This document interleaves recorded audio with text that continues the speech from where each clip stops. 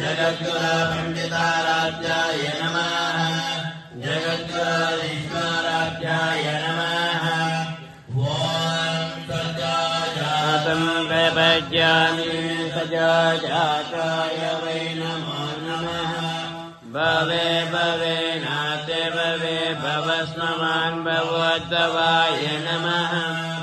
वामदेवाय नमो ज्येष्ठाय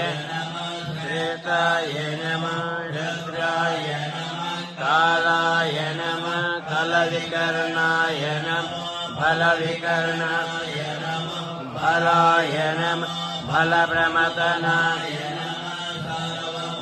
नमनाय नमः मनन्मनाय नमः अघोरेभ्यो सघोरेभ्यो घोरघोरधरेभ्यः सर्वेभ्यो सर्वसर्वेभ्यो नमस्ते रूपेभ्यः तत्पुरुषाय विद्महे महादेवाय धीमहि तन्नो रुद्रः प्रचोदयात्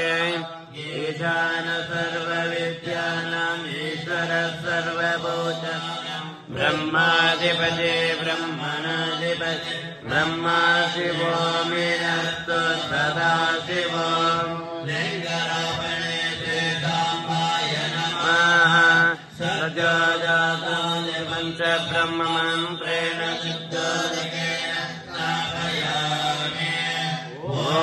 त्र्यम्बकं यजामहे सुगन्धिं पुष्टिवर्धनम्